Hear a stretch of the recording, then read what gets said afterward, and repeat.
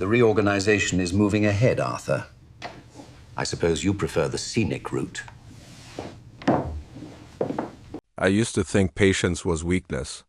My wife, well, she agreed with that idea, loudly and often. She would mock my calm in front of our friends, joking that nothing could ever get a rise out of me. At first, I just laughed it off.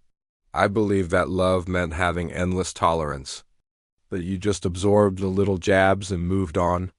But over time, her jokes sharpened, turning from playful pokes into something much more pointed.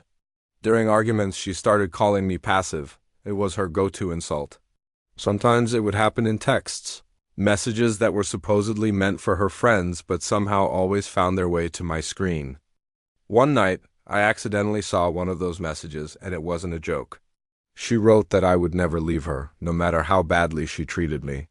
That single sentence, that cold calculation, it stayed with me far longer than any of her spoken insults. It wasn't just a jab anymore. It was a statement of perceived control. I didn't confront her about it.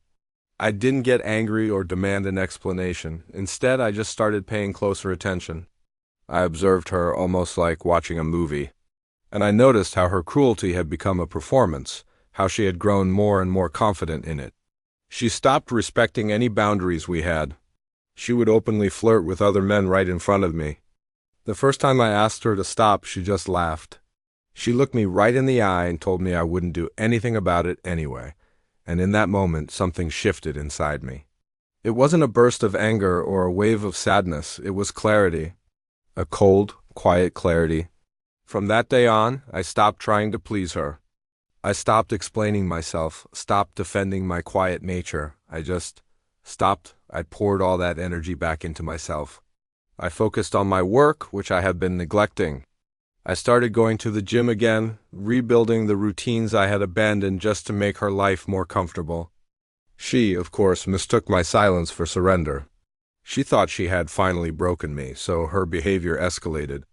She became louder, more provocative, desperate for the reaction she was used to controlling, but all she got was distance. A calm, unbreachable distance she couldn't cross. One evening, she suggested we go to a party. She wanted an audience, a stage for her next performance. I calmly agreed. That night, at the party, she started her usual routine, making jokes at my expense.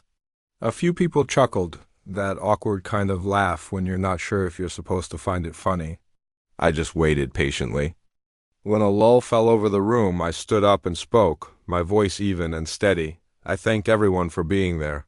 Then I started talking about respect and boundaries, about how silence is so often misunderstood as weakness when it can be a source of incredible strength. Then I turned and addressed her directly without raising my voice. I told her I had tolerated enough. I told her that mockery isn't confidence.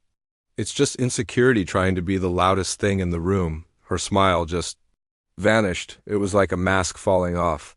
She tried to interrupt, to cut me off, but I didn't let her. I just kept speaking calmly. I said I was done being made small for her comfort.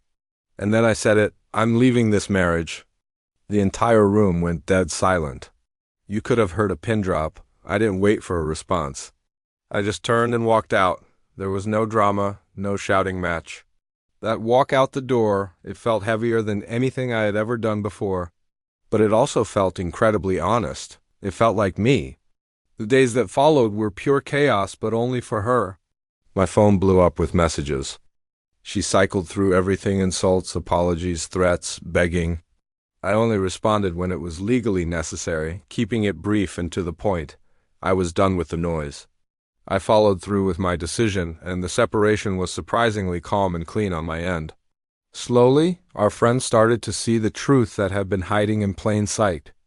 Some of them even reached out and apologized for laughing along with her jokes. I accepted their apologies without any resentment. What was the point? My life became quieter after that. But it wasn't an empty quiet. It was a strong quiet. I didn't become louder or more aggressive. I just became firmer. Firmer in my boundaries, firmer in who I was. She once asked me, months later, when I had suddenly become so confident. I just told her the truth. I always was. I just stopped needing to prove it to someone who benefited from my doubt. Real strength doesn't always need to make a grand announcement. Sometimes its most powerful move is to simply and quietly leave the room. I never sought revenge. I didn't need to. I chose dignity instead. Walking away ended the humiliation instantly. Peace rushed in to fill the void left by all the noise she created. I learned a valuable lesson through all of this. Being underestimated can actually be a huge advantage. It gives you the space and the quiet to grow unnoticed until you're ready to make your move. The man she constantly mocked and belittled never disappeared. He just finally stood up, turned around, and moved on. And that was more than enough. Thanks for listening.